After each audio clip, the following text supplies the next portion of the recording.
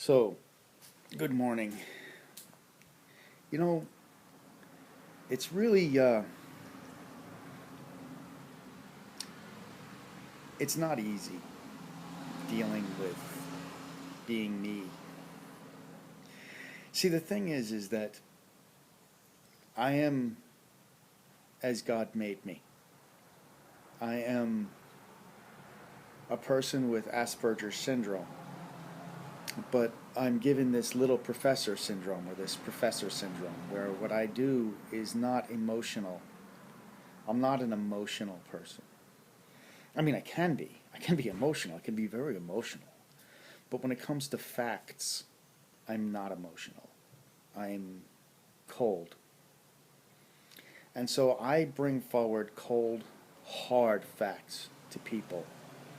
And if people don't want to hear them, what I do is I leave them no room to escape, and people get very uncomfortable with that. It's something that happened to me my entire life. It's not a very good way to persuade people because if people are presented with the truth and they can't handle the truth, they're going to run. They're going to put up a wall.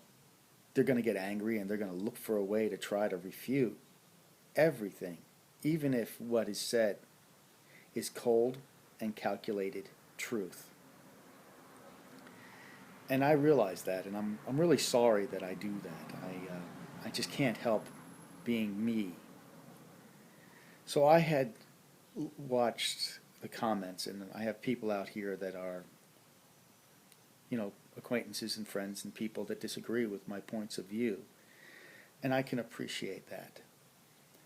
My question is, these people. I hope you're watching the entire thought. When I make a video, I hope you're not watching like 2 seconds of it, and as soon as you find something that you disagree with, you shut the video off and then go ahead and make a comment without actually looking at what was said on the video.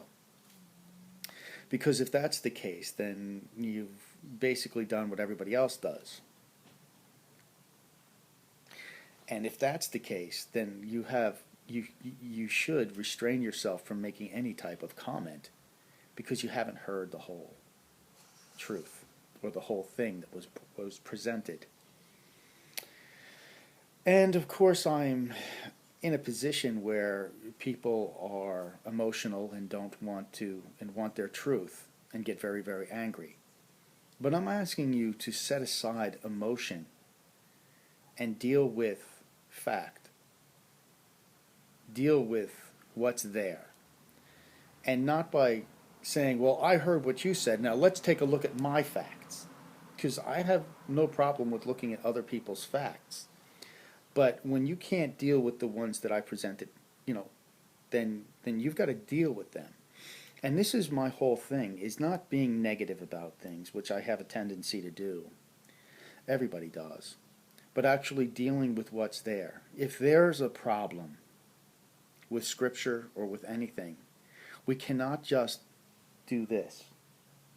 I'd rather face things straight out and come up with a reason than to close my eyes, pound my fist, and says, well, it says that, but I have a scripture that says this. Okay, you have your scriptures, I have my scriptures. But I don't want to avoid your scriptures. And if you avoid the ones that I bring up, well, then what we're having is an avoidance of the truth and not a coming together to see whether or not there's a way to reconcile that. And if there is, there is. If there isn't, there isn't. And the bottom line here is that that if we break communication or everybody gets angry and there's all sorts of anger going back and forth all the time, then nobody's ever going to, in the realm of ideas, come to any type of conclusion.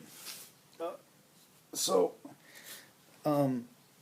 this is, I think, very hard for people to walk away from disagreements on other people's thoughts without getting angry or getting upset and getting personal. I mean, that's what I have to say on that. Recently, I've had M. Wilson and other people get emotional, and or at least get personal. And I'm not going to call everybody a wolf and everybody this, that, the other thing, you know, because that's where you start demonizing instead of just saying, well, look, this person has an idea bend. It doesn't make them bad or good.